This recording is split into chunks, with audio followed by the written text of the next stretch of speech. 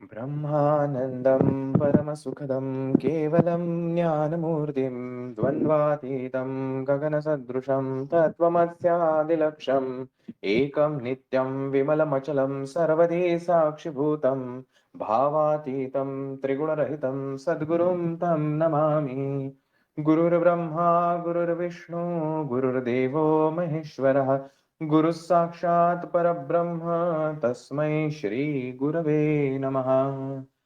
काषाय वस्त्रं करदण्डधारिणं कमण्डलु पद्मकरेण शङ्खं चक्रं गदाभूषितं भूषणाढ्यं श्रीपादराजं शरणं प्रपद्ये।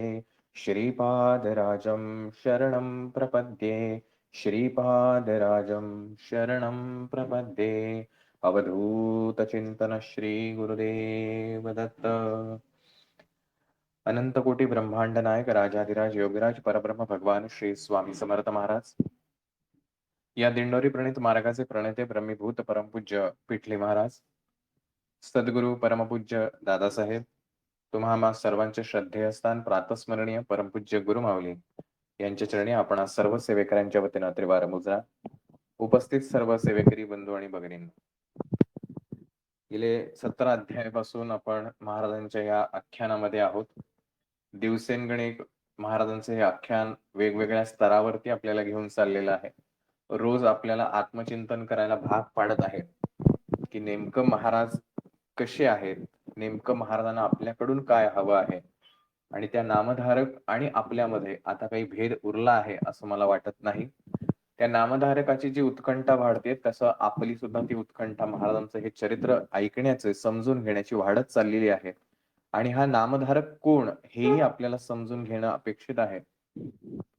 आपण अनेकदा आपलं कार्य जे आहे ते सांगत असताना स्वतःचा नामोल्लेख अनेकदा करत असतो.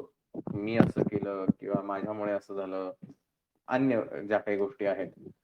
परंतु जर आपण अध्याय क्रमांक 1 पासून व्यवस्थित जर आपण वाचलं असेल तर नामधारक जो आहे ह्या मीपणामुळेच माझं कुटुंब, माझं दुःख, माझा प्रपंच, माझं ते अशा सगळ्यामध्ये व्यथित झाला होता. आणि त्याला प्रश्न पडत होता की मी आमच्या घराण्यामध्ये महाराजांची सेवा गेले 5 पिढ्यांपासून चालू आहे, म्हणजे जवळपास 100-125 वर्ष जी आहेत ही महाराजांची सेवा अखंडितरित्या चालू आहे. आम्ही नित्य नियमाने महाराजांची उपासना करतो, जी काही सेवा सांगितलेली आहे ती सेवा करतो, तरी सुद्धा माझ्या आयुष्यात ही दुःख का, ही कष्ट का, अशा उद्वेगातून तो महाराजांना भेटण्यासाठी जो आहे तो घरातून बाहेर पडतो. घरातून बाहेर पडताना निश्चय मनाशी पक्का केलेला असतो, कारण प्रश्नांनी इतका व्यथित झालेला असतो माणूस. त्याच वेळेला अगदी लास्ट डिसिजन वर येतो की आता हे नाही तर माझं जीवन संपवायचं. ज्यावेळेला त्याला सगळे मार्ग बंद आहेत असं जेव्हा जाणीव होते त्याच वेळेला माणूस हा पर्याय निवडतो. तर अशा या अवस्थेपर्यंत पोहोचला होता, कारण त्याला हे सगळं माझा प्रपंच, माझं दुःख, माझं ह्या कष्ट ह्या सगळ्यांमध्ये गुरफटून गेला होता. आणि ज्यावेळेला सिद्धमुनींची भेट होते त्यावेळेला सिद्धमुनी पहिल्या सर्वप्रथम जर काही त्याला सांगत असतील तर हे माझं मी पण जे आहे हे जोपर्यंत तू गाळून टाकत नाहीस तोपर्यंत तुला महाराजांपर्यंत पोहोचता येणार नाही आणि तोपर्यंत तू आनंदी होऊ शकत नाही, हे पहिल्या दुसऱ्या अध्यायामध्येच सिद्धमुनी त्या नामधारकाला समजावून सांगतात. आणि ते पटल्यानंतर त्याच्या मनातलं ते संभ्रम जो काही मनामध्ये आहे हा संभ्रम गळून पडतो, की त्याला असं वाटत असतं माझ्या घरात एवढी सेवा चालू आहे, मी एवढी सेवा करतो, हा मी जो आहे तो ज्या वेळेला गळून पडतो त्यावेळेला नामधारकाच्या गुरुचरित्राची श्रवणाची इच्छा निर्माण होते. आणि मग गुरुचरित्र त्याच्या कानावरती पडतं. म्हणजे गुरुचरित्र असो किंवा गुरूंची महती असो, गुरूंची कीर्ती असो, गुरूंची कृपा असो, ही त्याच वेळेला आपल्या सगळ्यांनाच लाभते जोपर्यंत आपण नामधारकाच्या पोझिशनवर पोहोचत नाही. म्हणजे मीपणा मागे टाकून हे माझं काहीच नाही असं समजून जोपर्यंत आपण महाराजांकडे येत नाही तोपर्यंत आपल्याला महाराजांची भेट होऊ शकत नाही, महाराजांची भेट होण्याचा मार्ग दिसू शकत नाही आणि आपल्याला आपले सद्गुरू भेटू शकत नाही. आणि ज्या वेळेला ही सिद्धमुनींची भेट होऊन सिद्धमुनी त्यांना हे मार्गक्रमण करतात आणि मग उत्तरोत्तर नामधारकांचे गुरुचरित्र ऐकण्याची उत्कंठा ही वाढीस लागलेली आहे. आणि मला खात्री आहे आपल्यामध्येही सुद्धा आता ही उत्कंठा वाढीस लागलेली आहे. आणि म्हणून नामधारक जे आहेत ते आता सिद्धमुनींना विनंती प्रत्येक अध्याय गणिक करतायत की आता तुम्ही मागच्या अध्यायात हे सांगितलं, आता पुढे काय झालं ते कृपया सांगा. हे गुरुचरित्र हे साक्षात कामधेनू आहे. आपल्या मनात एखादी गोष्ट आपण धरून गुरुचरित्र वाचत असू, आपल्या इच्छा, आकांक्षा, प्रश्न, समस्या जे असेल, परंतु महाराज हे कामधेनूप्रमाणे आहेत, की ते त्याच्यापेक्षा सुद्धा जास्त आपल्याला देतात. आणि म्हणून हे गुरुचरित्र श्रवण आपल्या कानावरती पडून त्याचं चिंतन होणं, ही अतिशय दुर्लभ असलेली गोष्ट आहे, जी सद्गुरूंच्या कृपेने आपल्याला या ठिकाणी लाभत आहे. आणि ते नामधारक असं म्हणतात, की आता माझ्या अंतःकरणामध्ये ही इच्छा प्रबळ झालेली आहे, की हा गुरूंचं चरित्र मी आणखीन ऐकावं. आणि ते त्या सिद्ध मुनींच्या पाया पडतात आणि त्यांना विनंती करतात, की पुढचा अध्याय किंवा पुढची कथा जी आहे, महाराजांचं पुढचं चरित्र जे आहे ते तुम्ही सांगावं. हे नृसिंह सरस्वतींचं आख्यान आहे. या आख्यानामध्ये वेगवेगळी पात्र आहेत, वेगवेगळे भावांचे प्रकार आहेत. कधी राग आहे, कधी दुःख आहे, कधी प्रेम आहे, कधी कवण आहे, कधी कृपा आहे, कधी दुःख, विरह सुद्धा आहे. अशा सगळ्या प्रकारांनी आख्यान जे आहे ते भरलेलं आहे. नवविधा भक्ती जी म्हणतात, तशा प्रकारे सगळ्या प्रकारची भक्तींचा एकत्रित समुदाय, एकत्रित रसपान जे आहे, ते म्हणजे हे गुरुचरित्र आहे. आणि म्हणून हे सिद्धमुनी ज्या नामधारकाचे हे ऐकून अतिशय प्रसन्न होतात आणि ते आता म्हणतात, की "ऐक, मी आता तुला पुढचं सांगत आहे, की महाराज कशा प्रकारे काम करत आहेत किंवा महाराजांचं पुढचं आख्यान कशा प्रकारे आहे." महाराज त्या भिल्लवडीला होते, औदुंबर ठिकाणी कालच्या दिवशी होते. 4 महिन्याचं चातुर्मासाचं व्रत त्या ठिकाणी करून महाराज पुढे मार्गस्थ झालेले आहेत. आणि मार्गस्थ होताना आता महाराजांनी क्वचित काळ तयस्थानी श्री गुरु होते गौप्य होनी प्रकट झाले म्हणून पुढे निघाले परियेसा. वरुणा संगम असे ख्यात दक्षिण वाराणसी म्हणत श्री गुरु आले अवलोकित भक्तानुग्रह करावया. बघा, कालही आपण तेच म्हणलो, की एखाद्या गोष्टीची खूण कशी सांगायची, पत्ता सांगायचा जो आहे भाग, हा पत्ता सांगितलेला आहे, की वरुणा संगम असे ख्यात दक्षिण वाराणसी म्हणत श्री गुरु आले अवलोकित भक्तानुग्रह करावया. की असं ठिकाण ज्या ठिकाणी या सगळ्या गोष्टींचं त्याचं वर्णन आहे. आणि कशासाठी महाराज आले त्या ठिकाणी? भक्तानुग्रह करावया, भक्तांना उपदेश करण्यासाठी महाराज पदभ्रमंती करते आहेत. पुढे कृष्णा प्रवाहात श्री गुरु तीर्थे पावन करीत पंचगंगा संगम ख्यात ते राहिले द्वादशाब्दे. महाराजांचा 12 वर्षाचा कालावधी वास्तव्य जे आहे ते त्या ठिकाणी झालेलं आहे, जिथं कृष्णा नदी आहे आणि जिथं पंचगंगेचा संगम आहे.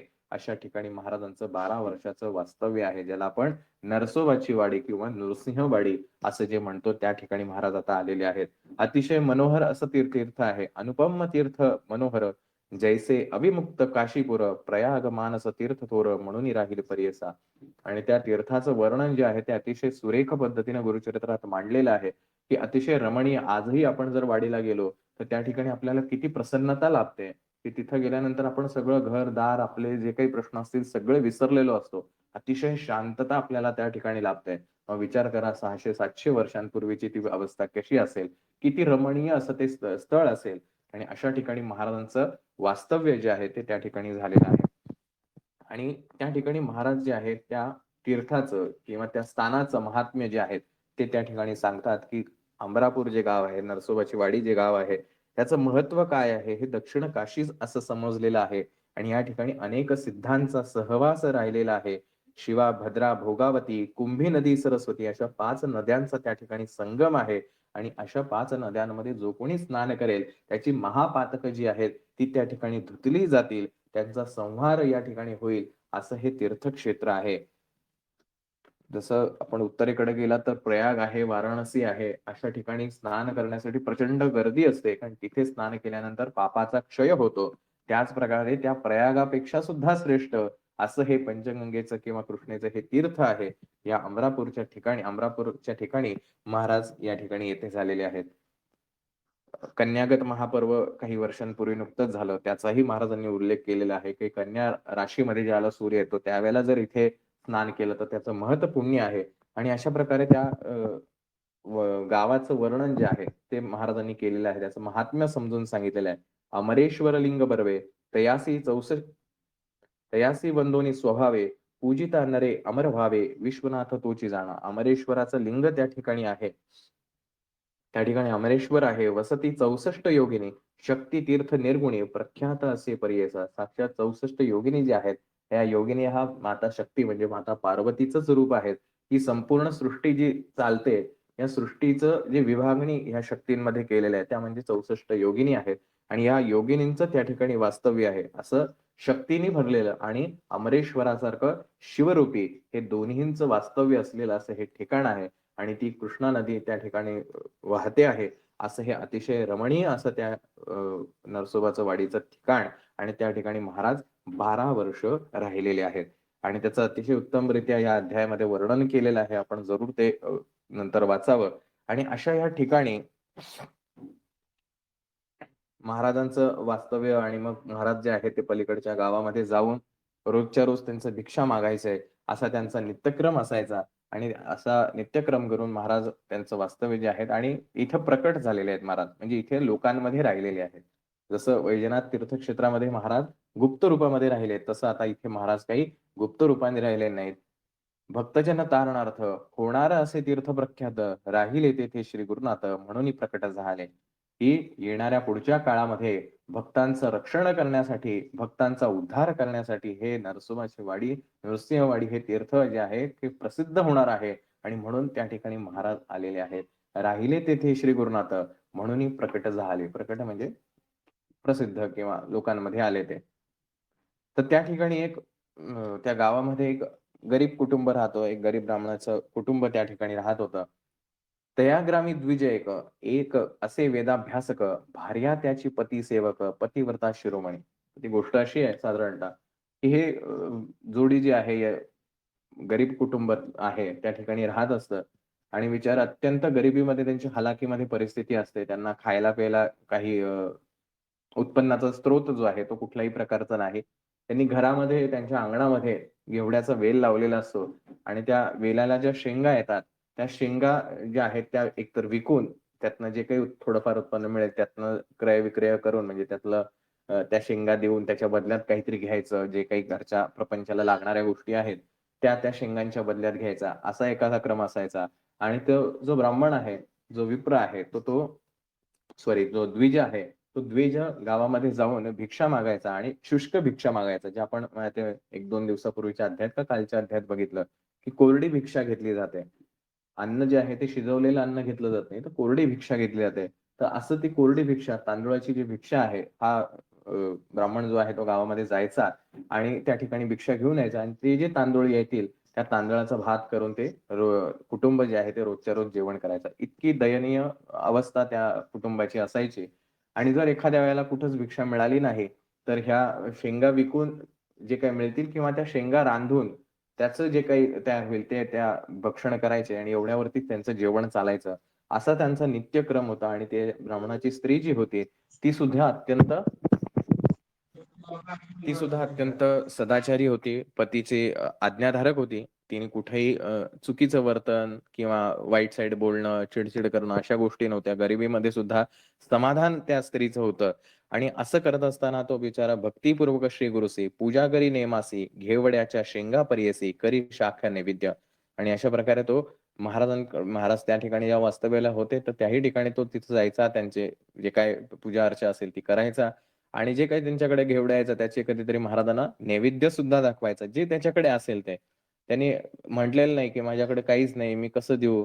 असं म्हणून कुठलाही मनामध्ये किंतु परंतु ठेवलेलं नाही. ज्याच्याकडे जे आहे त्याचा नैवेद्य तो महाराजांना दाखवायचा. अशा प्रकारे रोजचा रोज दिनक्रम चालू असताना एक दिवशी महाराज त्याच्यावरती प्रसन्न झाले आणि एके दिवशी महाराज त्याच्याकडे भिक्षेसाठी गेले. भिक्षेसाठी गेल्यानंतर महाराज आल्यानंतर त्यांचं अत्यंत आदराने, अत्यंत सन्मानाने त्या दोन्हीही म्हणजे त्या जोडप्यानी त्यांच्या कुटुंबियाने अत्यंत आदराने महाराजांचं स्वागत केलं आणि स्वागत करून त्यांना भिक्षा वाढली. आता विचार करा, इतके गरीब कुटुंब आहे ते. महाराजांना भिक्षा ती किती देणार आणि काय देणार? परंतु जे काही त्यांच्याकडे होतं त्या पद्धतीनं त्यांनी महाराजांना भिक्षा वाढली.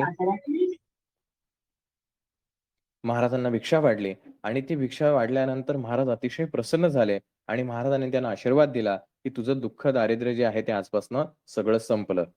असा आशीर्वाद दिल्यानंतर त्या कुटुंबाला फार धन्य वाटलं, की साक्षात हे यतिराज जे आहेत, ते आपल्याकडे आलेले आहेत आणि त्यांनी भिक्षा स्वीकारल्यानंतर आपल्याला आपलं दारिद्र्य जे आहे ते हरण होईल अशा पद्धतीने आशीर्वाद दिला. परंतु महाराजांनी जाता-जाता त्यांच्या घरातला जो घेवड्याचा वेल होता, ज्याच्यावरती त्यांचा उदरनिर्वाह चालायचा, तर तो घेवड्याचा वेल जो आहे त्याचं मूळच कापून टाकलं.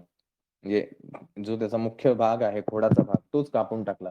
तो उपटला महाराजांनी आणि तिथनं निघून गेले. तर ह्या जे त्या ब्राह्मणाचे जे कुटुंबीय होते, पत्नी होती, मुलं बाळ जी होती, ती अत्यंत दूषणं द्यायला लागली. काय आम्ही या यतिराजाचं वाकडं केलं होतं, ह्याला आम्ही भिक्षा वाढली आणि तरी यांनी आमचं जे उदरनिर्वाहाचं साधनच आहे, तेच या ठिकाणी घेऊन गेलाय. आता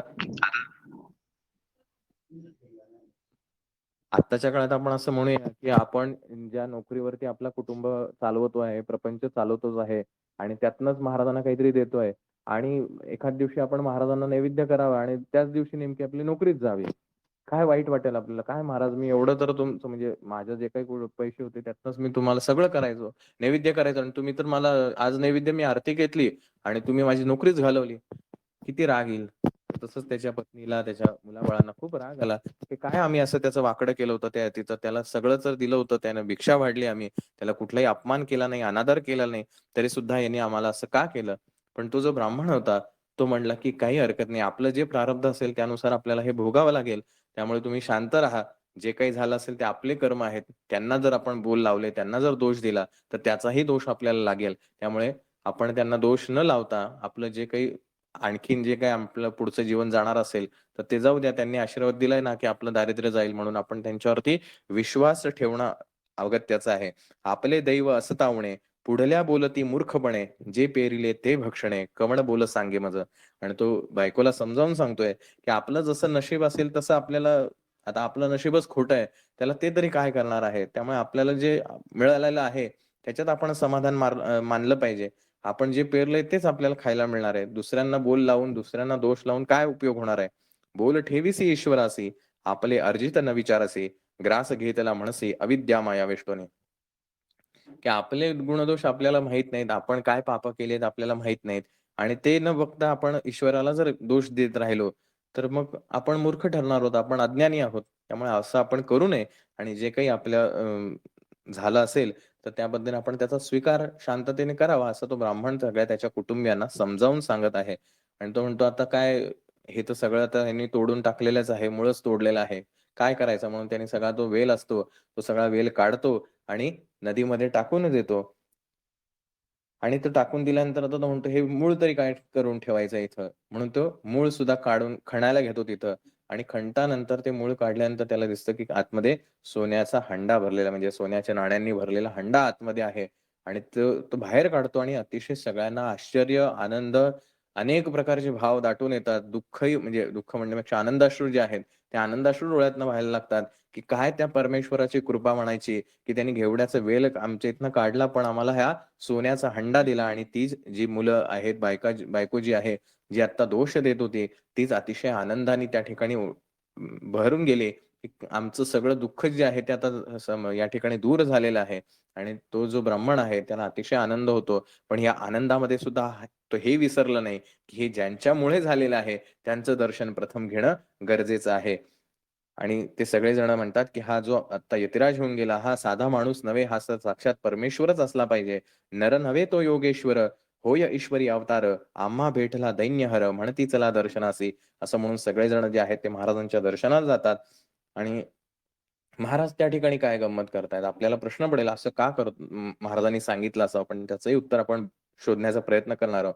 श्री गुरु म्हणती तयासे. त्यांनी हे सगळं सांगितलं महाराजांना, की "महाराज तुम्ही असं केलं आणि आम्ही नंतर ते मुळं काढायला गेलो होतो त्या ठिकाणी आम्हाला हा सोन्याचा हंडा सापडला. तुम्ही खरंच धन्य आहात." आणि अशा प्रकारे महाराजांची स्तुती करतायत. महाराज त्याला काय म्हणतायत? "श्री गुरु म्हणती तयासी, तुम्ही हे न सांगावे कवणासी, अखंड लक्ष्मी तुमचे वंशी, आम्हा प्रकटता जाईल." की श्रीगुरु त्यांना असं म्हणलेत, की "तुम्ही हे कोणाला सांगू नका. तुमच्या घरी अखंड लक्ष्मी राहील. पण जर तुम्ही कोणाला सांगितलं, तर तुमची लक्ष्मी निघून जाईल." बघा आता आपण तर म्हणतो अनुभव सांगायला पाहिजेत. अनुभवांचा प्रचार-प्रसार केला पाहिजे आणि इथं महाराज म्हणतायत, की "तुला जे आहे मिळालेलं आहे, हे कोणाला सांगू नकोस. तुम्ही हे न सांगावे कवणासी." महाराजांनी असं का बरं सांगितलं असेल? विचार करायला अपेक्षित आहे. ऐशापरी द्विजासी सांगती श्री गुरुपरी येसी सुखी असावे आपल्या गृहासी पुत्र पौत्री नांदावे. आणि फक्त सोन्याचा हंडा नाही दिला महाराजांनी. महाराज काय म्हणले, की सुखी असावे आपल्या गृहासी पुत्र पौत्री नांदावे. म्हणजे मुलाबाळांसह नातवंडांसह आता सुखाने संसार कर. तुझ्या आयुष्यात कधीही लक्ष्मीची अवकृपा राहणार नाही. सदैव तुझ्या घराण्यामध्ये लक्ष्मी तुझ्यावरती कृपा संपादन करेल. ह्याला म्हणतात महाराज. एकच तुम्ही विचारलेला असतो एक प्रश्न, महाराज तुमचं सगळ्या प्रकारच्या दुःखांचं एकाच वेळेला हरण करून टाकतात. एकच वर देतात, की ज्याच्यामध्ये सगळं तुमचं दुःख जे आहे, ते त्या ठिकाणी महाराज दूर करून टाकतात. ज्यासी होईल गुरुकृपा, त्यासी कैसे दैन्य बापा, कल्पवृक्ष आश्रय करता, विघ्न कैसे तया घरी. अशा प्रकारे ज्याच्यावरती गुरुकृपा होते, त्याला कुठल्याही प्रकारचं दुःख आणि दैन्य हे राहत नाही. आपण स्वामीस्तवन म्हणताना सुद्धा हेच म्हणतो, की जिथे महाराज आहेत, त्या ठिकाणी दैन्य आणि दुःख राहत नाही. स्वामींची आरती म्हणत असताना, मंत्रपुष्पांजली म्हणत असताना आपण तेच म्हणतो, जिथे महाराज आहेत तिथं दुःख आणि दैन्य हे नसणारच आहे. मग आपल्या घरात जर दुःख, दैन्य आपल्या आयुष्यात असेल, तर विचार करायचा आपल्यामध्ये महाराज आहेत का? ही गोष्ट या ठिकाणी संपन्न झाली आणि अध्याय या ठिकाणी संपन्न झाला. पण ही गोष्ट एवढ्यापुरतीच मर्यादित राहत नाही. ही गोष्ट आपल्याला खूप काही शिकवते आणि ह्या गोष्टीचा आता वेगवेगळ्या अँगलनी आपल्याला अभ्यास करायचा आहे, समजून घ्यायची आहे. पहिली गोष्ट जी सर्वसाधारणपणे डोळ्यांना आपल्याला दिसली, आपण पाहिली, की महाराज नरसोबाच्या वाडीला जातात. तिथं वास्तव्य करतात. 12 वर्ष त्या ठिकाणी त्यांचं अ, वास्तव्य आहे. त्या वास्तव्यामध्ये महाराज वेगवेगळ्या ठिकाणी रोज भिक्षेसाठी जात असतात. आजूबाजूच्या पंचक्रोशीतल्या गावांमध्ये. का जात असतात? भक्तांचा उद्धार करण्यासाठी, त्यांना उपदेश करण्यासाठी आणि असंच त्या अमरापूर गावामध्ये, नदीच्या पलीकडच्या गावामध्ये एक दरिद्री कुटुंब, ब्राह्मणाचं कुटुंब राहत असतं. बिचारं उदरनिर्वाहाचं कुठलंही साधन नाही. एक घेवड्याचा वेल आहे. तेवढ्यावरती त्या शेंगा घेऊन त्या बिचारा आपलं त्यांचा उदरनिर्वाह करत असतात. भिक्षा मागत असतात. त्यातनं जे काही मिळेल तेवढंच जेवण करायचं. जर नाही आज भिक्षा मिळाली तर उपाशी राहण्यापेक्षा त्या शेंगा ज्या आहेत त्या खायच्या एवढाच त्यांचा दिनक्रम असायचा. पण असं करत असताना त्यांचा सदाचार जो आहे तो कुठेही सुटलेला नाही आणि एके दिवशी महाराज त्याच्यावरती प्रसन्न होतात. महाराज त्यांच्याकडे भिक्षेसाठी येतात. त्यांना भिक्षा वाढली जाते. महाराज म्हणतात, "तुमचं आता दैन्य जे आहे ते दूर झालं." आणि महाराज त्या ठिकाणावर जातात. नंतर तो सोन्याचा हंडा सापडतो. महाराज त्यांच्यावर कृपा करतात. ही झाली पहिली गोष्ट. आता ह्याची पार्श्वभूमी. कार्य, कारण, भाव. Cause and effect. जर हा इफेक्ट असेल, तर ह्याचं कॉज नक्कीच असलं पाहिजे. जर ही गोष्ट घडलीये, याचा अर्थ त्यामागे कारण असलं पाहिजे. आणि हे कारण ज्याला आपण असं म्हणतो प्रारब्ध. पूर्वसंचित, क्रियमाण आणि प्रारब्ध या 3 गोष्टी अत्यंत महत्त्वाच्या आहेत, की आपण ज्या मागच्या अनेक जन्मांमध्ये कुठल्याही योनीमध्ये आपण असो, मनुष्य असेल किंवा मनुष्येतर योनी असेल, या योनींमध्ये आपण जे काही कर्म केलेली आहेत, चांगली असो, वाईट असो, या सगळ्याचं जे फळ आहे, मिक्सर, चांगल्याचं चांगलं, वाईटाचं वाईट. चांगल्याचं फळ म्हणजे काय? तुम्हाला मिळणारा आनंद, तुम्हाला मिळणारं सुख, जे काही तुम्हाला अपेक्षित गोष्ट असते. म्हणजे मी आज बसनी प्रवास करायचा आहे, मला कुठेतरी लांब प्रवासाला जायचंय आणि आज एसटी एकदम रिकामीच मला मिळाली किंवा ती जी ट्रॅव्हल्स असेल, ती रिकामीच मला मिळाली आणि मला बसायला छान सीट मिळाली. हे माझ्या पूर्वकर्म जे मी चांगलं केलं होतं कुठेतरी, त्याचं फळ मिळून मला प्रवासामध्ये सुखाने प्रवास करायला मिळाला. पण आज मी गर्दीमध्ये म्हणजे मला प्रवास करायचा आणि इतकी गर्दी की मला बसायला जागा नाही, धक्काबुक्की झाली. मला कोणतरी येऊन मारलं.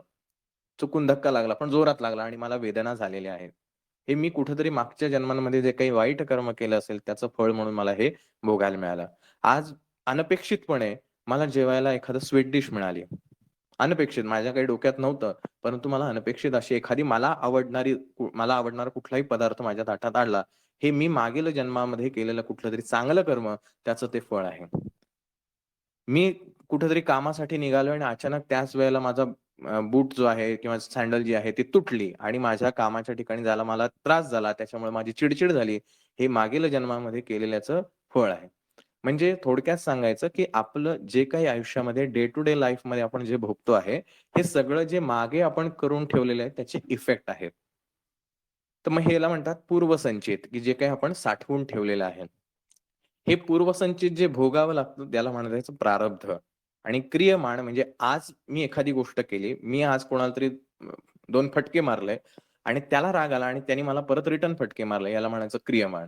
ॲक्शन झाली, लगेच रिएक्शन झाली. इथे कुठेही स्टोरेज नाहीये. हे साठवून ठेवलं नाही, की ज्याचा मी मारलंय त्याला, पण त्याने मला मारलं नाही. हे कधी होईल? मी मारलं त्याला, पण तो माझ्यापेक्षा कमकुवत आहे. त्यामुळे तो मला मारू शकला नाही. पण त्याच्या मनात खूप राग आहे. तो राग तसाच राहिला आणि कुठल्यातरी वेळेला त्याच्या माध्यमातून मला फटका मिळाला, या जन्मात और पुढच्या जन्मात. याला म्हणायचं संचित. क्रियमाण म्हणजे लगेच फळ. संचित म्हणजे जे काही मागं केलेलं आहे ते स्टोरेज आणि प्रारब्ध म्हणजे जे स्टोरेज आहे त्याच्यानुसार मिळालेले रिझल्ट. पूर्वसंचित, क्रियमाण आणि प्रारब्ध. मग आता ह्या ब्राह्मणाच्या आयुष्यामध्ये सर्वात पहिले जे दारिद्र्य आलं आहे, त्याचा कॉज आपण शोधायचा आणि त्याचा कॉज आपल्याला श्रीपाद श्रीवल्लभ चरित्र याच्यामध्ये अध्याय क्रमांक 5 किंवा 6 मध्ये आपल्याला तो मिळेल. श्रीपाद श्रीवल्लभ ज्या वेळेला पिठापूरला होते, 2 वर्षाचे बालक, त्यावेळेला त्यांच्या गावामध्ये नरसावधानी म्हणून एक गृहस्थ होते. अतिशय विद्वान, अ, त्रिवेदी पंडित, पूर्ण वेदांचं त्यांचं अध्ययन आणि स्वयंभू दत्तांचं चिंतन करणारे, पूजा अर्चा करणारे एकनिष्ठ भक्त, असं त्यांची त्या गावातली ख्याती होती. परंतु श्रीपाद श्रीवल्लभ हे दत्त आहेत, हे दत्तरूपच आहे, हे मानायला ते काही तयार नसायचे. आणि शेवटी महाराज आहे, 2 वर्षाच्या बाळाला ते दत्त समजतील असं काही म्हणायचं कारण नाही. पण महाराज नेहमी त्यांच्यावरती कृपा करायचे आणि महाराजांना म्हणजे श्रीपादांना सगळेजण दत्त स्वरूप मानायचे किंवा परमेश्वरी अवतार मानायचे. पण हे नरसावधानी जे आहेत यांना अहंकार होता, की मी जी काही सेवा करतोय, ह्या सगळ्या सेवा ही त्यापेक्षा जास्ती महत्वाची आहे आणि माझा जो दत्त आहे, हा दत्त मला काही सगळं देणार आहे. अशा प्रकारचा एक अहंकार. परंतु विद्या आहे, बाकी सगळ्या गोष्टी चांगल्या आहेत.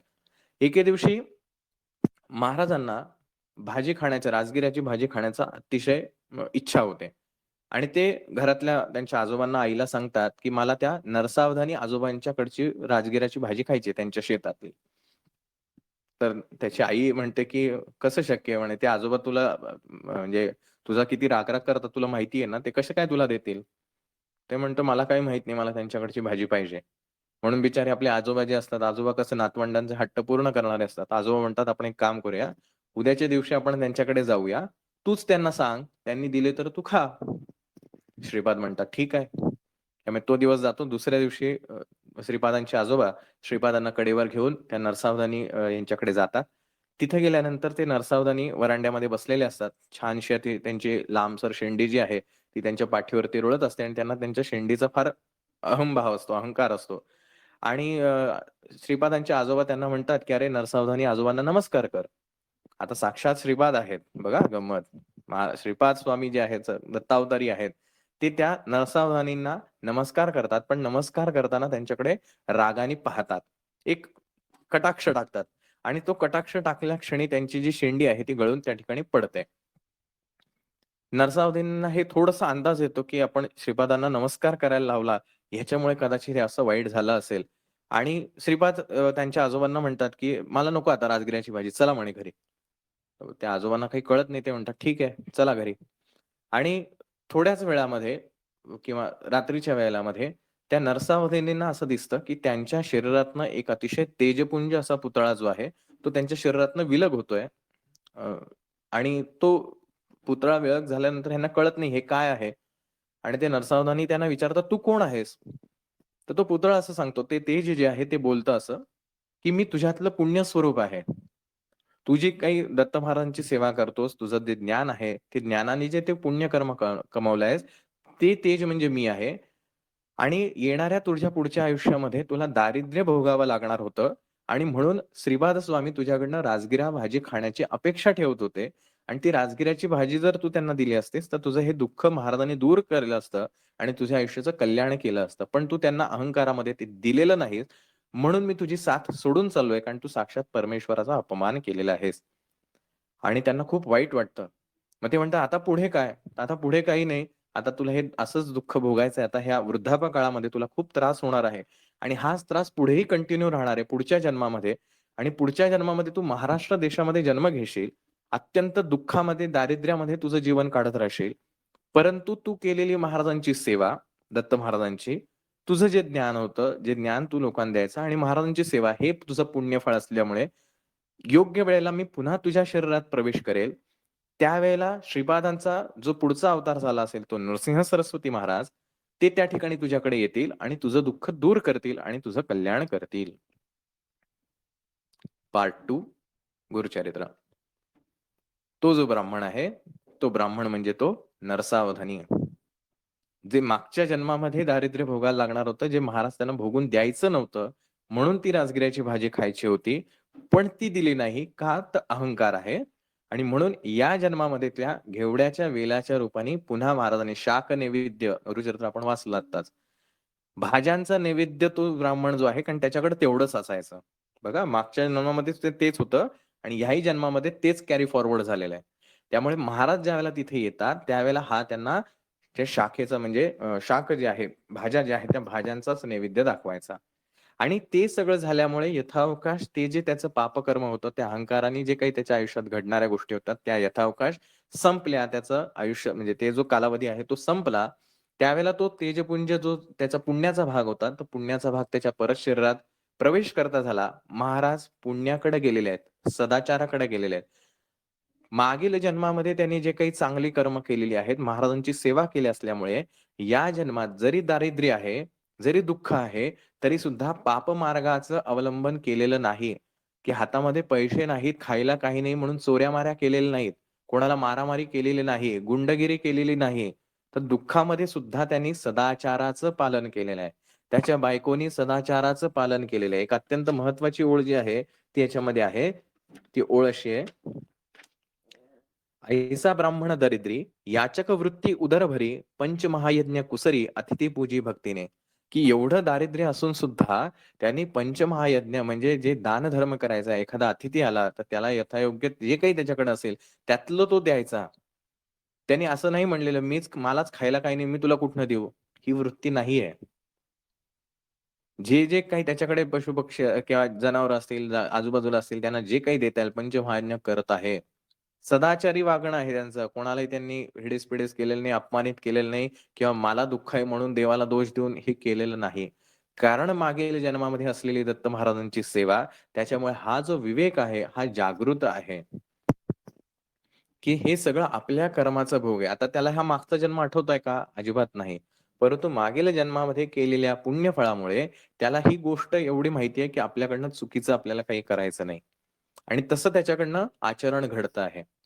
आणि महाराज कृपा करणार आहेत हे मागच्या जन्मामध्येच डिसायडेड आहे. पण ते गोष्ट ती वेळ येण्यासाठी त्याला बॅकग्राऊंड असणं गरजेचं आहे. त्यामुळे या जन्मामध्ये जरी दुःख आहे, दारिद्र्य आहे, तरी सदाचार कुठेही सुटलेला नाही. अतिथी पूजन कधीही सुटलेलं नाही. महाराज का भेटतात? कोणाला भेटतात? हे लक्षात ठेवा. असंच कोणाच्या आयुष्यात काहीच घडत नाही.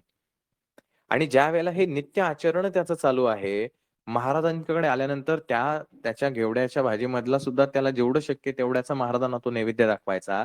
या सगळ्या गोष्टींवरती महाराज प्रसन्न होतात आणि मग महाराज त्या ठिकाणी भिक्षेला जातात. महाराज कोणाच्याही घरी भिक्षेला गेलेले नाहीत, जात नाहीत.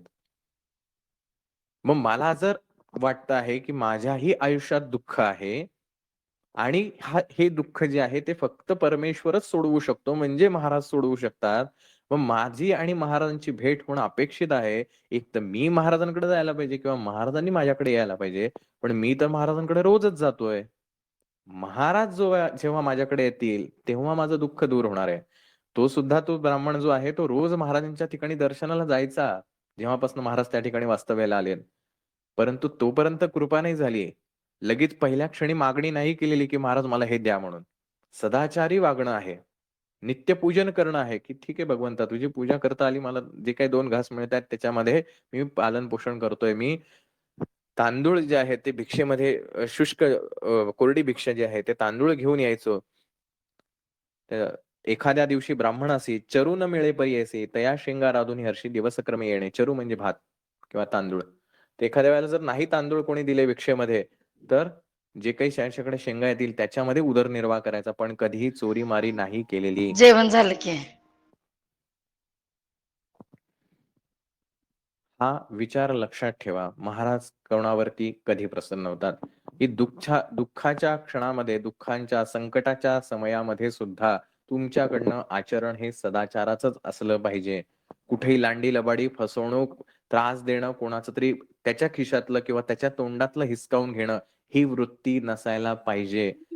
ही खोटी वृत्ती महाराजांना आवडत नाही. मग तुम्ही किती जप करा, किती पारायण करा, याच्याशी महाराजांना इति कर्तव्यता नाही. ही जी सदाचाराची वृत्ती जी आहे, ही वृत्ती महाराजांना आपल्यापर्यंत घेऊन येण्यास भाग पाडते.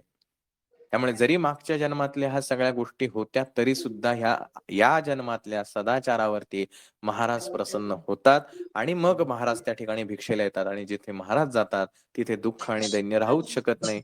आणि म्हणून त्या ठिकाणी जेव्हा महाराज येतात त्या गावामध्ये, तो हा जो ब्राह्मण आहे, तो त्या ठिकाणी महाराजांना घेऊन जातो. अतिशय आनंदाने महाराजांची सेवा उपासना करतो, त्यांचं आदरातिथ्य करतो आणि त्याच्याकडे जे काही आहे, त्या शेंगा आहेत, जे काही त्याच्याकडे भिक्षेतनं आलेलं होतं, त्यातली महाराजांना भिक्षा वाढतो. ही जी दानत आहे ना, ती दानत महाराज पाहतात. तुमच्याकडे लाख रुपये आहेत का करोड रुपये आहेत ह्याच्याशी महाराजांना काही कर्तव्य नाही. तुमच्याकडे 100 आहेत, त्या 100तला तुम्ही 1 देताय. तुमच्याकडे लाख आहेत, तर तुम्ही लाखातला ₹1 नाही द्यायचा. तुमची दानत मोठी असली पाहिजे. दानत कशाला म्हणतात? स्वतःच्या काय म्हणूया तोंडातलं काढून दुसऱ्याला देणं ह्याला दानत म्हणतात.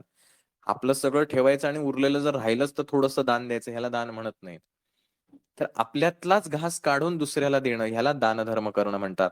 आणि हा अत्यंत गरीब असलेला व्यक्ती त्याच्यातलं त्यांनी तो घास जो आहे तो काढून त्या यतींना म्हणजे महाराजांना दिलेला आहे. महाराज परीक्षा घेतात, की द्यायचंय तुला पण तुझा बघतोय की संकटाच्या काळामध्ये तू कसं वर्तवणूक करतोयस? तुझा सदाचार सोडतोयस का?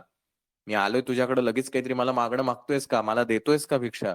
महाराजांनी परीक्षा बघितली आणि ती परीक्षेत पास झाल्यानंतर महाराज म्हणले, की "ठीक आहे, तुझं दुःख संपलं." म्हणजे आता तो पुण्यकाळ आलेला आहे, जो मागच्या जन्मात जी काही महाराजांची सेवा केलेली आहे, ते जे पूर्वसंचित होतं, आता त्याची वेळ झाली आहे, ज्याला प्रारब्ध असं म्हणतात. म्हणजे प्रारब्ध योगानेच त्याला दारिद्र्य भोगावं लागलं. प्रारब्ध योगानेच त्याला आता पुण्यफळामुळे महाराजांचं दर्शनही घडलं आणि महाराज आता कृपा करते आहेत आणि महाराजांनी जाता जाता मग तो घेवड्याचा वेल उपटला. का घेवड्याचा वेल उपटला? महाराजांनी राजगिराचीच भाजी मागितली होती ना त्यांच्याकडे, नरसावधानींकडे. भाजी महाराजांनी म्हणले, "माझी भाजी आहे ना, मी घेऊन जाईल." असं म्हणून महाराजांनी तो वेल उपटला. आणि महाराजांनी ते वेल उपटल्यानंतर महाराजांनी त्याला सांगितलं, "अरे, हे मागच्या जन्मात तू या ठिकाणी येऊन पैसे सगळे लपवून ठेवले होते, जे तुला माहीत नव्हतं, ते मी आता तुला दिले." महाराजांनी नवीन क्रिएट केलेलं नाही. हे स्वामींचं आपण जर चरित्र बघितलं अक्कलकोट स्वामींचं, तरी सुद्धा आपल्याला अनेकदा असे अनुभव आहेत, की महाराजांनी योग्य वेळेला, "अरे, तुझ्या मागच्या जन्मात तू याचे पैसे इथे-इथे ठेवलेले आहेत, त्याला नेऊन दे." आणि तिथे गेल्यानंतर ते पैशाचा हंडा सापडतो किंवा जे काही असेल ते सापडायचं आणि तो माणूस द्यायचा. महाराज सगळे जाणते आहेत. त्यांच्याशी फसवणूक, त्यांच्याशी लबाडी करण्याची आवश्यकता नाही. केली तर त्यांना हे सगळं कळतं. त्यामुळे त्याचेच पैसे त्याला महाराजांनी पुन्हा दिले. त्याचं दुःख, दारिद्र्य या जन्मातलं सगळं घालवलं आणि पुन्हा जेव्हा तो महाराजांकडे येतो, ह्या परिस्थितीमध्ये सुद्धा बघा महाराजांनी किती परीक्षा घ्यावी. तो घेवड्याचा वेल उपटल्यानंतर सगळेजण त्याच्या विरोधात गेलेत. बायको, मुलं सगळे विरोधात गेलेत, की कसा तो यतिराज आहे, त्याला आम्ही एवढं दिलं आणि त्यांनी आमचं असंच घेतलं. आमचं रोजचं चरित्रार्थच सगळा बंद करून टाकला. हा ब्राह्मण त्या ठिकाणी शांत राहिलाय. याला लागतं प्रारब्ध, याला लागतं पुण्य.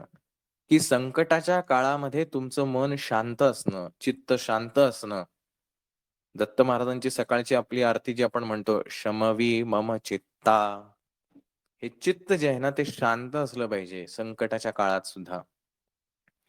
आणि ते शांत असल्यामुळे त्याला मनात मग ह्या महाराजच बुद्धी देते झाले, की आता हा वेल काढलाच आहे, तर आता खणून काढ.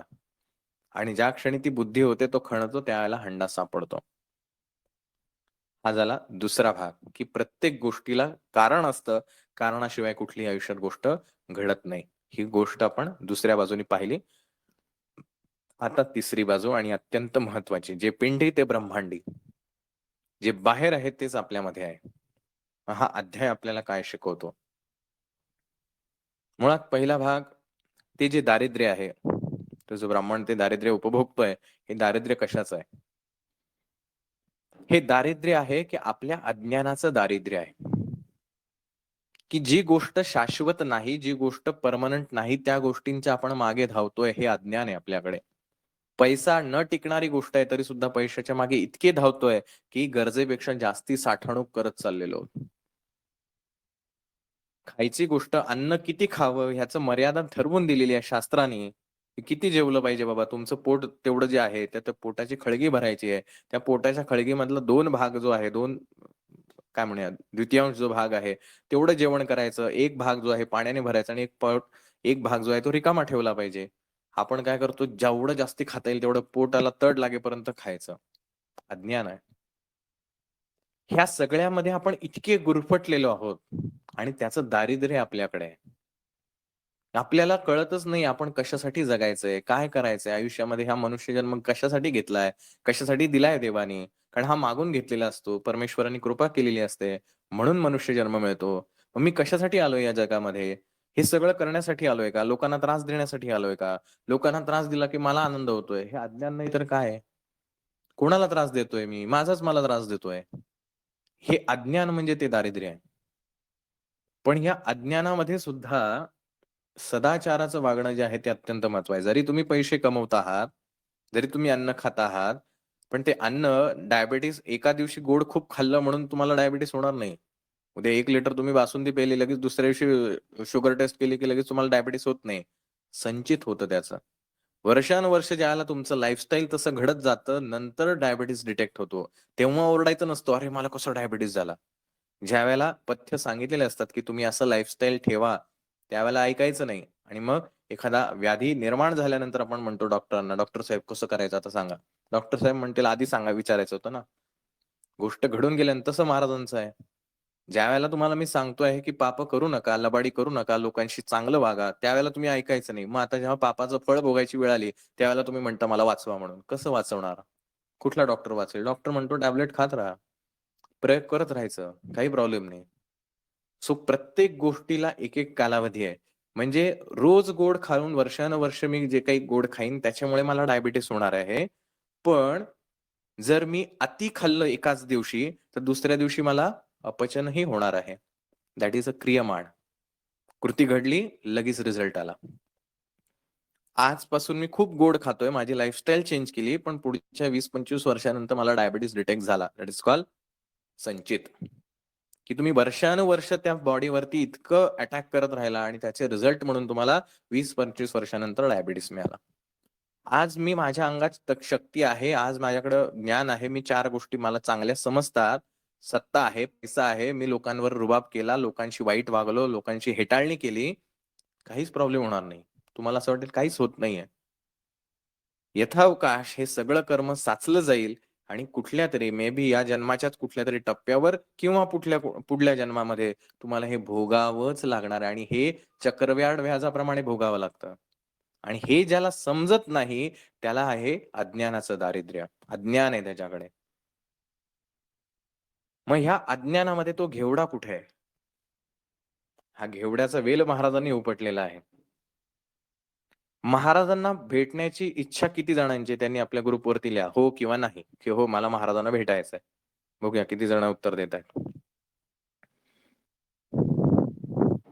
किती जणांना वाटतं, की येस मला महाराजांना भेटायचं आहे. ओके. हो. ओके. ओके. सगळ्यांनाच भेटायचं आहे. बऱ्यापैकी सगळे उत्तर जे आहेत ते हो आले. महाराजांना जर भेटायचं असेल, महाराज बघा कसे भेटतायत. तो घेवड्याचा वेल त्यांचं उदरनिर्वाहाचं साधन आहे. त्याच्यावरती त्यांचं जीवन चालू आहे आणि जरी दरिद्रीत असले ते, जरी दारिद्र्यात असले, तरी त्यांचं चालू आहे व्यवस्थित जीवन. आपल्याही आयुष्यात आपल्या परीनं सुख असतं. व्यवस्थित नोकरी-पाणी चाललेली असते. जे काही कामधंदा आहे तो बऱ्यापैकी चालू आहे. आपण काय आपल्याला अंबानी, टाटा, बिर्ला एवढीच आपली अपेक्षा नाही. पण आपली जी काही आहे तेवढ्या गरजा सगळ्या व्यवस्थित चालल्या असतात. आपली गाडी व्यवस्थित चाललेली असते. महाराजांची सेवा सुद्धा आपण करत असतो. अजूनही महाराज आपल्याला भेटत नाहीत. कारण महाराज कधी भेटतात? ज्यावेळेला हा सुखाचा घास महाराज हिरावून घेतात. तो जो घेवडा आहे ना, तो घेवडाच महाराज उपटून टाकतात. ज्या बेसवरती तुमचं सगळं सुख अवलंबून आहे, तो बेसच महाराज तोडून टाकतात. आता इथे खरं चॅलेंज आहे. जोपर्यंत सगळं चालू होतं ना, तोपर्यंत तुम्ही म्हणला, "अरे वाह! छान सेवा चालू आहे. माझ्या मस्त व्यवस्थित चालू आहे आयुष्यामध्ये. काहीच गडबड नाहीये." महाराज म्हणतात, "ठीक आहे, काहीच प्रॉब्लेम नाही. मी कुठे आहे अजून? माझी एंट्री व्हायची आहे अजून. मी बघतोय फक्त सगळीकडनं." महाराज येतात, "अच्छा, असं चालू आहे का तुझं?" जे सुखाचा जो बेस आहे, तोच कट करून टाकतात. म्हणजे मे बी छान ज्या नोकरीवरती तुमचं सगळं तुम्ही लोन घेतलं असेल, आणखीन काही करत असाल, तुमचा उदरनिर्वाह सगळा चालू असेल, नोकरीच घालवणार. एखादा धंदा करत असाल, धंदाच बंद करणार. व्यवस्थित तुमचं आरोग्य व्यवस्थित असेल, ठणठणीत राहत असाल, तुम्ही कुठल्याही गोळ्या, औषधं नाहीत आणि छान चाललंय तुमचं आयुष्य. काहीतरी प्रॉब्लेम म्हणून आरोग्यच बिघडवून टाकणार. आता तुम्ही काय करताय? इथे खरा प्रश्न आहे. बघा, ते घेवडा म्हणजे आपलं सुख आहे. घेवडा म्हणजे आपला आनंद आहे रोजच्या जीवनातला. महाराजांना जर भेटायचं असेल, महाराज येतात आणि ते सुखच छाटून टाकतात. आता काय करतोयस? आता जी बायका पोरं जी आहेत, जी त्या ब्राह्मणाला नावं ठेवत असतात, की काय ते तुम्ही ते महाराजांना बोलवलं, त्यांचं आम्ही एवढं सगळं केलं आणि त्यांनी आमचं सुखच हिरावून घेतलं. ही बायका पोरं कोण आहेत? ही बायका पोरं म्हणजे आपल्या आयुष्यातली आपण जी पाहिलेली स्वप्न असतात. आज असा-असा पगार आहे. आणखीन एवढ्या वर्षांनी एवढं होईल, आपण असं करू, तसं करू, ते करू, हे करू, अशी सगळी स्वप्न. आज माझं आयुष्य खूप छान चालू आहे. मग आता पुढच्या 2 वर्षांनी मी असं करेन, तसं करेन. जी काही स्वप्न, इच्छा, आकांक्षा सगळ्या असतात, ते म्हणजे ही बायका-पोरं आहेत. ज्यावेळेला हे सुखाचं मूळ जे आहे ते महाराज छाटतात, त्यावेळेला हे सगळी स्वप्न जी आहेत ती तुमच्यावरती अटॅक करायला येतात. काय आता मी कसं करणार? आता माझं स्वप्न कसं पूर्ण होणार? हे होणार आणि मग इथे आपला बॅलन्स बिघडतो. जज कधी करतात महाराज आणि कुठे करतात? इथे जज करणार.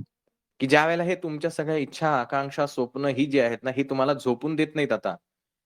कारण तुम्ही जे बघितलेलं असतं स्वप्न ज्या सुखांच्या बेसवरती, तो बेस आता महाराजांनी तोडलाय आणि ही सगळी स्वप्न तुमच्यावरती सतत अटॅक करत राहतात. आता कसं जगणार आहेस? आता काय करणार आहेस? हॉस्पिटलमध्ये पडलायस इथं. एवढी व्याधी निर्माण झालीये. आता हे झालंय, आता ते झालंय. आता काय करणार? कसं करणार? तुझी तर केवढी स्वप्न होती. तू असं करशील, तू तसं करशील. ही सेवा करेल, मी ती सेवा करेल. कितीतरी स्वप्न बघितली होतीस. कितीतरी इच्छा होत्या तुझ्या. प्रत्येकाच्या इच्छा ह्या अनलिमिटेड आहेत. There is no limit. कुठली मर्यादा नाही त्या गोष्टींना. प्रत्येकाची हां. गरीबातल्या गरीब व्यक्तीची श्रीमंतातल्या श्रीमंत व्यक्तीची महाराज हे सुख कापून टाकल्यानंतर आता हे सगळे जे आहेत, हे सगळे तुमच्यावर अटॅक करतात. हे अटॅक ज्यावेळेला होतो, त्यावेळेला तो ब्राह्मण म्हणजे तुम्ही आहात. आणि हा तुमच्यातला तुम्ही जो आहात, इथे तुम्हाला तुमचा आत्मा, आतमध्ये दडलेला परमेश्वर सांगत असतो, "काळजी करू नकोस, हेही दिवस जाणार आहेत. ह्याच्यातनं पण चांगलं काहीतरी होणार आहे."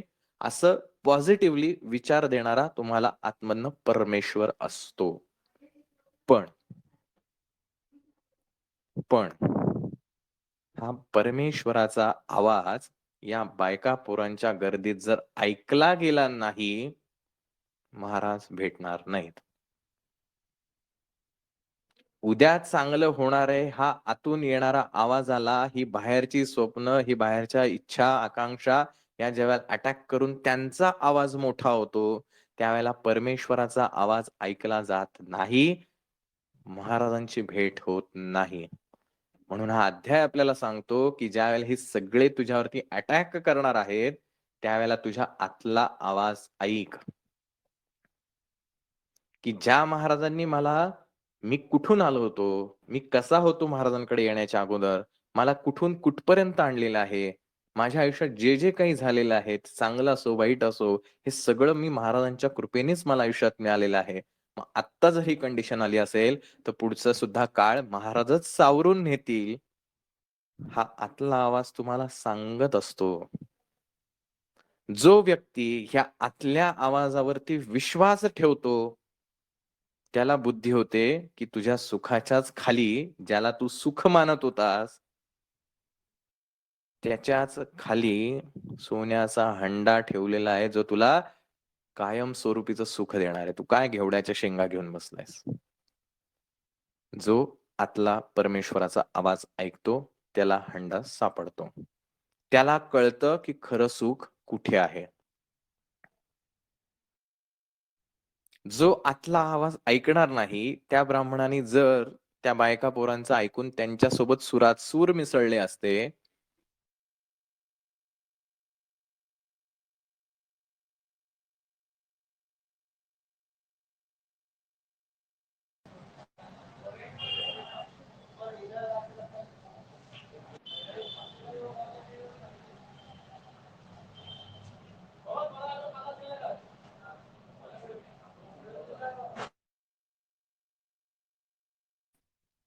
सोन्याचा हंडा मिळवायचा असेल, आतला आवाज ऐकावा लागतो.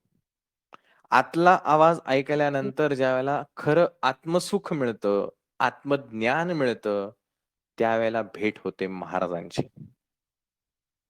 आणि ज्यावेळेला तुम्हाला तो आतला परमेश्वर लाभतो, दिसतो, भेटतो, त्याला तो फक्त सोन्याचा हंडा देऊन थांबत नाही.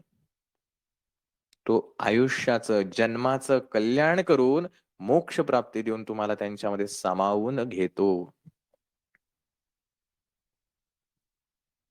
हा आहे ब्राह्मण, तो आहे घेवड्याचा वेल, ते आहे दारिद्र्य.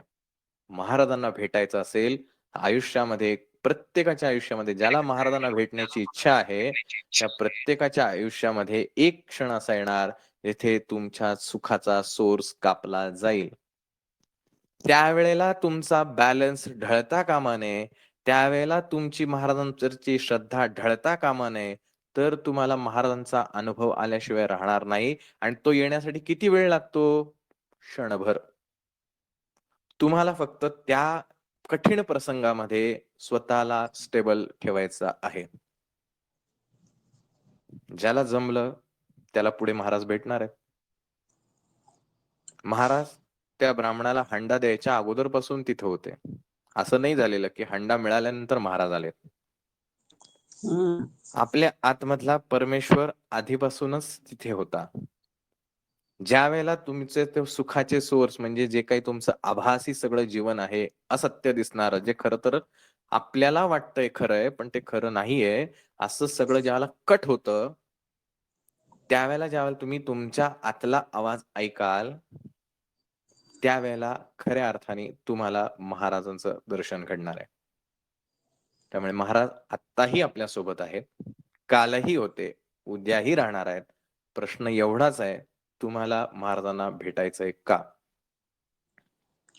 प्रवास महाराजांना नाही करायचा, प्रवास आपल्याला करायचा आहे महाराजांकडे जाण्यासाठी आणि त्यासाठी आपल्या सुखांचे सोर्स, आपली बायका-पोरं यांच्याकडे लक्ष द्या, की कोण आहेत आपल्या इच्छा, आकांक्षा, कशासाठी सगळी धडपड चालू आहे. ही धडपड मला महाराज नाही भेटवून देणार आहेत. लक्षात घ्या. ही धडपड कशासाठी आहे? केवळ प्रपंचाची धडपड काय? जेवढं लाईफस्टाईल आहे तेवढं जगण्यासाठी आहे. पण शाश्वत जर काही असेल, मी अवास्तव कुठली डिमांड करायची नाही. जेवढ्या मला मला जी गरजेची गोष्ट आहे ती मला कमवायलाच पाहिजे. त्यासाठी कष्ट केलेच पाहिजे. त्याच्यात दुमत नाही. कष्ट करताना मला लपवा-छपवी, फसवा-फसवी, लबाडी, ढोंगीपणा कुठेही करायचा नाही. तरच मला महाराज भेटणार आहेत. मग जे काही माझं प्रामाणिकपणे जे काही मी काम करणार आहे, कष्ट करणार आहे, त्याच्यातून जे मला मिळेल त्याच्यात जर मी सुखी समाधानी राहणार असतील, तर ही जी बायका पोरं आहेत, ह्या इच्छा आकांक्षा या सुद्धा लिमिटमध्ये राहणार आहेत. ही अति हट्ट करणार नाहीत, आगंतुक कुठली मागणी करणार नाहीत. हे तुमच्या मर्यादेमध्ये राहतील, तुमच्या ऑर्डरमध्ये राहतील. पण ह्याच्या विरुद्ध जर वागलात, तर ह्याच इच्छा आकांक्षा म्हणजेच ही जी बायका पोरं आहेत, ही तुमच्या डोक्यावरती नाचत राहणार. अजून हे पाहिजे, ते पाहिजे. जसं कालच्या आपण त्या लेखामध्ये बघितलं. ज्याच्याकडे ₹1 आहे त्याला वाटतं ₹100 मिळावेत. ज्याच्याकडे 100 आहेत त्याला वाटतं 1000 मिळावेत. 1000 वाल्याला वाटतं आणखीन मिळावे. जो राजा आहे त्याला वाटतं मी चक्रवर्ती सम्राट व्हावा. जो चक्रवर्ती त्याला वाटतं मी इंद्रपदी मला मिळावं. असं करत-करत ही इच्छा न संपणारी आहे. याला लिमिटच नाही. काय मिळालं म्हणजे मला सुख आहे याला काही लिमिट नाहीये. खरं सुख आहे आत्मसुखामध्ये. सचित सुख घनधामा, जागृत होई आत्मया रामा. हा आतला आत्माराम जागा करणं तरच तुम्हाला चिरंजीव असणारं आनंद तुम्हाला मिळणार आहे. अन्यथा या बायका पोरांच्या जगातामध्ये दरिद्रीच राहणार आहात. पण महाराज जर एकदा भेटले, महाराज भेटल्यानंतर काय झालंय? महाराज असे म्हणले नाही, "चल आता संसार सोडून ये, माझ्या मागे धाव." नाही. हंडा दिला. तुला मुलं-बाळं सगळी व्यवस्थित होतील, नातवंड होतील, तुझं सगळं पुढचं आयुष्य चांगलं होईल. कारण खूप जणांना असं वाटतं, अनेकांना, आपल्यापैकीच असं नाही बाहेरच्यांना पण, की आध्यात्मिक एखादा माणूस झाला, की तो सगळं जगायचं विसरून जातो, सोडून देतो, कंटाळा येतो त्याला. अजिबात नाही. उलट ज्याला अध्यात्म कळलं त्याचं लाईफ एकदम सुखात जातं. सगळं त्याच्याकडे तो पण गाडी घेईल, तो पण बंगला घेईल, तो पण फॉरेन ट्रिप करेल. ज्या काही सुखाच्या अपेक्षा तर तो सुद्धा ती जगू शकतो आणि जगावं. फक्त त्या दिवशी स्तोत्र म्हटलं त्याच्यामध्ये सांगितल्याप्रमाणे किंवा ज्ञानेश्वरांचा माऊलींचा अध्याय सांगितला आपण 5वा, की कमळ जसं कमळाचं पान चिखलामध्ये राहून सुद्धा चिखल लावून घेत नाही. तसंच हा जो व्यक्ती आहे, ज्याला हे आत्मज्ञान आहे, महाराजांची भेट झालेली आहे, तो ह्या सगळ्या सुखांमध्ये असून सुद्धा त्या सुखांमध्ये अडकून राहत नाही. कारण त्याला माहिती असतं हे सगळं नश्वर आहे. माझा आत्मया राम, माझा परमेश्वर हा एकच आनंददायी आहे. त्यामुळे सगळ्यांमध्ये असून सुद्धा तो अलिप्त असतो. हे महाराज त्याला घडवतात. त्यामुळे आध्यात्मिक झालं म्हणजे तुम्हाला आजपासून भगवं वस्त्रच घातलं पाहिजे, खाणं-पिणं सगळं सोडून द्यायला पाहिजे, असा अजिबात गैरसमज करू नका. काहीही संबंध नाही या गोष्टीचा. आध्यात्मिक होणं म्हणजे तुमचा सेल्फ काय म्हणूया आपण आनंद, हॅपीनेस जो आहे तो आहे. आत्मसुख आहे हा इतरांवरती डिपेंड राहत नाही. आणि हे या अध्यायाच्या माध्यमातनं आपल्याला शिकायचं होतं किंवा सांगायचं होतं. आणि हा अध्याय हे आख्यानातलं एक पुष्प जे आहे हे आपल्याला अंतर्मुख करतं. महाराजांना जर भेटायचं असेल तर तुम्हाला आतच शोधावं लागेल, महाराज बाहेर नाहीत. आणि आत शोधण्यासाठी ह्या सगळ्या ज्या सुखांच्या वेल जो वाढलेला आहे हा वेल छाटावा लागतो. तयारी असेल तर महाराज सदैव तुमच्या सोबतच आहेत. महाराज कुठंच जात नाही. भिऊ नकोस, मी तुझ्या पाठीशी आहे. कुठे गेलेत महाराज? नाहीच गेलेले. म्हणून महाराजांकडे जर आपण कायमस्वरूपी जात राहिलात तर महाराज सगळ्या सुखांची प्राप्ती देतात. महाराजांना सोडून सगळ्या सुखांच्या मागे धावलात तर त्या प्रत्येक सुखामध्ये दुःखच येणार आहे. महाराजांना सोडून गुलाबजामच्या वाट्यावर वाट्यावर रोज खात बसलात, काही दिवसांनी डायबिटीस होणार आहे. अजिबात काळजी करू नका. पण महाराजांचा प्रसाद समजून रोज एक आपला गुलाबजाम जरी खाल्ला तरी डायबिटीस होणार नाही. कारण तुम्हाला माहिती असतं मर्यादा काय आहे. त्यामुळे गुलाबजाम खाण्यावरती बंदी नाहीये. किती खावं याच्यावरती ऑटोमॅटिकली बंदी येते. कोणी सांगावं लागत नाही. हे असतं अध्यात्म. सो अध्यात्म तुमच्या सुखाच्या आड कधीच येत नाही. अध्यात्म तुम्हाला खऱ्या सुखाकडे घेऊन जातं. आणि जर ते तुमच्या खऱ्या सुखाकडे घेऊन जात नसेल तर ते अध्यात्म नाही. आणि अध्यात्म याचा अर्थच जे आत्म्याशी रिलेट करणार आहे ते अध्यात्म आहे. हे जे आपण कर्मकांड करतो ही धार्मिकता आहे. अध्यात्म हे स्वतःशी संबंधित असतं. आणि तो जो आपण भाग एक सांगायचा राहून गेला, की महाराजांनी त्याला असं का सांगितलं, की हे जे तुला सगळं मिळालेलं आहे हे कोणालाही सांगू नको. काय म्हटले महाराज त्या ठिकाणी? श्री गुरु म्हणती तयासी, तुम्ही हे न सांगावे कवणासी, अखंड लक्ष्मी तुमचे वंशी आम्हा प्रकटता होईल. कारण ज्या वेळेला आपण ह्या गोष्टी आपल्याला आले अनुभव अशा प्रकारचे आत्मसुखाचे आणि महाराजांचं कसं रूप आहे आणि महाराजांचं काय म्हणूया आपण चमत्कार आपल्या भाषेत म्हणूया, हे ज्यावेळेला सांगतो, महाराज म्हणतात, की "अरे तू सात्विक गुणांचा आहे. तू एका गुलाबजामवर थांबणारा माणूस आहे. मला माहिती आहे. म्हणून मी तुझ्यावर कृपा केली आहे. पण तू ज्यावेळेला हे लोकांना सांगणार आहे ना, ही लोकं माझ्याकडे ते गुलाबजाम खाण्यासाठीच येणार आणि ते मला अपेक्षित नाही. म्हणून तू जास्ती कोणाला सांगू नकोस." कारण तो जो ब्राह्मण होता त्याचा जे उल्लेख केलेला आहे, की तो सात्विक गुणवृत्तीचा आहे. जो उल्लेख आहे बघा, "सुशील असे ब्राह्मण, शुष्क भिक्षा करी आपण, कर्ममार्ग आचरण असे सात्विक वृत्तीने." की हा सत्वगुणांचा उपासक आहे. आहे त्याच्यामध्ये समाधान मानणार आहे. पण सगळेच त्याच्यासारखे नाहीयेत ना. सगळ्यांची हाव जी आहे रजोगुणाची जी लोकं आहेत त्यांच्याकडे हाव भरपूर आहे. हे पाहिजे, ते पाहिजे, आणखीन पाहिजे, आणखीन पाहिजे. न संपणाऱ्या गोष्टी आहेत. मग अशी जर लोकं इथं आली तर ही गोष्ट कधीच न संपणारी आहे आणि मग त्याच्यामुळे महाराज त्याला म्हणतायत, की "तू हे इतरांना सांगू नकोस." मग तिथं अर्थ समजून घ्या. शब्दांकडे जायचं नाही. का महाराज असं म्हणतायत, की "तू इतरांना सांगू नकोस. सांगितलंस तर सगळी लक्ष्मी जाईल." कारण सांगितलं तर तुझा जो आतला आनंद आहे तो निघून जाईल आणि तूही यांच्यासारखंच आणखीन डिमांडिंग होशील. डिमांड करत राहशील. मला पण हे पाहिजे, मला पण ते पाहिजे. इतक्या दिवस मी आयुष्यभर दरिद्री राहिलोय. आता कुठेतरी सुख मिळाले, पैसे मिळाले तर मला एन्जॉय करायला पाहिजे. तू बिघडशील. संत मंडळींनी जे म्हणलं, "आम्ही बिघडलो, तुम्ही बिघडाना." तर बी घडाना तो बी कसा लावायचा आहे, त्याच्यात स्पेस द्यायची का नाही द्यायची हे प्रत्येकावरती आहे. नाहीतर बिघडलंच म्हणून समजा. तो बी घडना पण आहे आणि बी घडला पण आहे. म्हणून आयुष्यामध्ये दुर्मिळ काय जर असेल, तर परमेश्वर दुर्मिळ आहे. सत्संगती दुर्मिळ आहे. चांगला चांगली संगत मिळणं ही दुर्मिळ आहे आणि हे दुर्मिळ ज्या गोष्टी आहेत, मुमुक्षत्व, मला मोक्ष हवाय ही इच्छा मनामध्ये निर्माण होणं, ही सुद्धा दुर्मिळ आहे. आणि ह्या 3 ज्या गोष्टी आहेत, ह्या केवळ सद्गुरूंच्या कृपेने लाभतात आणि म्हणून गुरूंची सेवा ही पदोपदी आपल्याला करणं भाग आहे. जेही सेवेकरांना असं वाटतं, की 11 आणि 3 अध्याय नाही झाले तरी चालतील, पण बाकीची पारायणं, बाकीच्या सेवा, ग्राम अभियान, अजून हे ते सगळं करायला पाहिजे. तर त्यांना पुन्हा एकदा हात जोडून सांगणं आहे, बाबांनो सद्गुरूंच्या सेवेशिवाय वरती कितीही मोठं काय म्हणूया मनोरे रचण्याचा प्रयत्न करा. पाया भक्कम नसेल तर ती गोष्ट एक ना एक दिवस कोसळणार आहे. कारण आयुष्य हे एवढ्यापुरतंच मर्यादित नाही. आयुष्यामध्ये चढ-उतार हे प्रत्येकाच्या होतात आणि हे ज्यावेळेला भूकंपाचे धक्के बसतात, जर त्या नित्यसेवेचं फाउंडेशन तुमचं पक्कं असेल, तर येणाऱ्या प्रत्येक अडी-अडचणीला तुम्ही समर्थपणे सांभाळू शकता. त्यांना ताकद किंवा तोंड देऊ शकता. पण हे फाउंडेशन पक्कं नसेल आणि वरती तुम्ही कितीही मोठे सेवेचे मनोरे रचत असाल, तरी ज्या वेळेला आयुष्यामध्ये दुःख येईल, संकट येईल, त्यावेळेला डगमगणार. म्हणून नित्यसेवा ही रोज झालीच पाहिजे. 11 माळी जप श्री स्वामी समर्थ झालाच पाहिजे. स्वामी चरित्र सारामृत वाचलंच पाहिजे. जे आपल्याला सद्गुरूंनी सांगितलं असेल, ते तसंच्या तसं करणं हे झालंच पाहिजे. एक्सक्यूज नाही. आणि असं जो कोणी वागतो, महाराज त्याला भेटतात. आता हे तुमच्यावरती आहे, की तुमची इच्छा तर आहे सगळ्यांची, की मला महाराजांना भेटायचंच आहे. पण त्या भेटण्यासाठीची ही जी काही सगळी प्रोसेस आहे, ही प्रोसेस फॉलो करायची जर तयारी असेल, 100% गॅरंटीने लिहून ठेवायचं, महाराज भेटणार म्हणजे भेटणारच. तुम्हाला सदेह हवे असतील, सदेह भेटणार. तुम्हाला ज्या पद्धतीने हवे असतील, त्या पद्धतीने तुम्हाला महाराज भेटू शकतात. ही गॅरंटी हे गुरुचरित्र प्रत्येक अध्याय गणिक देतं. प्रत्येक अध्याय गणिक. हे नृसिंह सरस्वती आख्यान याचसाठी आहे. तुम्ही किती दुःखात आहात, तुमचं बॅकग्राऊंड कसं आहे, ह्याच्याशी महाराजांना काही इतिकर्तव्य तर नाही. तुमचे सगळे कर्म महाराज एका क्षणात धुवून टाकू शकतात. श्रीपाद चरित्र वाचायचं, गुरुचरित्र वाचायचं, स्वामी चरित्र वाचायचं, कळेल महाराज एका क्षणात सगळं संपवून टाकतात. नाही काळ वेळ तया लागी. काही वेळ लागत नाही त्यांना.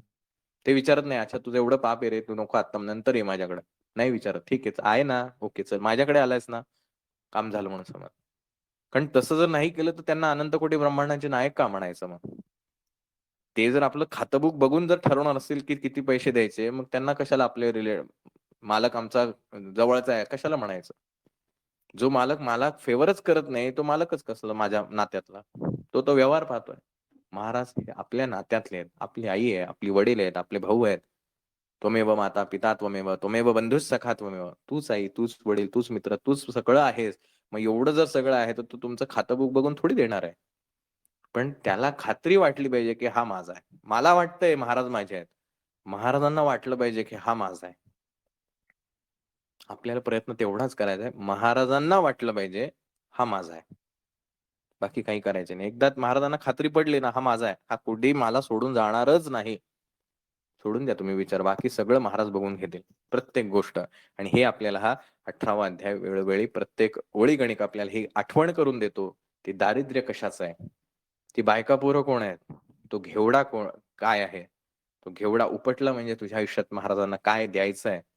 त्यावेळेला तुझं कसं असलं पाहिजे आचरण आणि ते जर सगळं असेल, तर तो सोन्याचा हंडा म्हणजे काय? ही सगळी रूपकं आपल्या आयुष्यात रोज पदोपदी घडणार आहेत. म्हणून चिंतन होणं त्याच्यावरती अत्यंत आवश्यक गोष्ट आहे.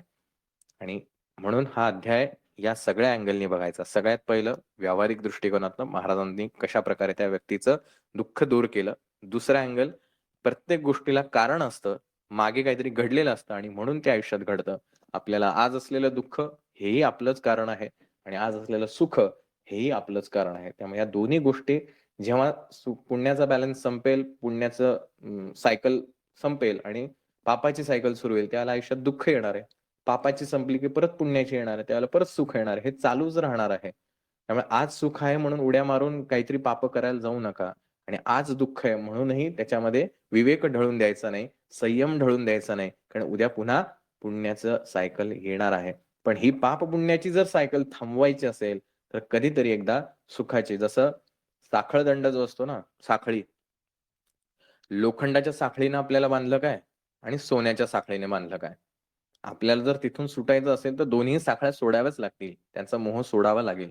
असं म्हणू शकत नाही आपण. नाही, नाही लोखंडाची म्हणून मला सोन्याची आहे. सोन्याची असेल तर राहून दे, मी अडकून बसतो इथे. हे सोन्याची साखळी म्हणजे हा सगळा मोह आहे. मला हे हवंय, मला ते हवंय, मला ते हवंय. पण जर महाराजांपर्यंत पोहोचायचं असेल, तर ती सोन्याची साखळी सुद्धा तोडावीच लागेल. त्याचा मोह सोडावा लागेल. मग महाराज आपल्याला नक्की भेटणार आहे. त्यामुळे कोणी आपल्याला अडकवलं नाही. आपणच आपल्या जाळ्यामध्ये छान प्रकारे त्या कोळ्याप्रमाणे अडकून गेलेलो आहोत. अशा प्रकारे आपल्याला जर महाराजांपर्यंत पोहोचायचं असेल, 100% विश्वास ठेवा. महाराज भेटतात, महाराज दिसतात, महाराज मार्गदर्शन करतात, सगळं करतात महाराज. आपण फक्त त्यासाठी रेडी असलं पाहिजे. आणि दुसरं महत्वाचं सत्संगती. आपण कोणाच्या संगतीत राहतो. कारण संगतीचा परिणाम हा प्रत्येकावरती होतो. सुसंगती सदा घडो, सृजन वाक्य कानी पडो. संगतीचा परिणामान्वये आपले विचार बदलतात. म्हणून अशा लोकांच्या सहवासात राहा, जे आपल्याला महाराजांकडे घेऊन जातील. अशा लोकांच्या नका राहू, जे आपल्याला ह्या बायका पोरांसारखं सतत आपली स्वप्न, इच्छा, आकांक्षा यांच्याकडे सारखं ढकलत राहतील आणि अशाश्वत सुखाच्या मागे धावायला लावतील. संगत आपण निवडायची आहे, महाराज निवडायला येत नाहीत. महाराजांनी आपल्याला बुद्धी दिली आहे. ते म्हणतात, "मी तुला सगळं दिलंय, निवडायचा चॉईस तुझा आहे." माझं काही त्याच्यामध्ये आर्ग्युमेंट नाही, काही माझं त्याच्यावरती म्हणणं नाही. त्यामुळे महाराजांकडे दोष देण्यापेक्षा आपण स्वतःकडे बघणं हे जास्ती महत्वाचं आहे. अशा प्रकारे हा अध्याय क्रमांक 18 या ठिकाणी संपन्न झाला. आपल्याच मध्ये असलेल्या ह्या सगळ्या रूपांचं वर्णन या ठिकाणी या अध्यायामध्ये आपल्याला केलेलं आहे. इति श्री गुरुचरित्र परमकथा कल्पतरो श्री नृसिंह सरस्वती आख्याने सिद्धनामधारक संवादे विवेकसार याचित विप्रदैन्य हरणम नाम अष्टादशोऽध्यायः अवधूत चिंतन श्री गुरुदेव दत्त.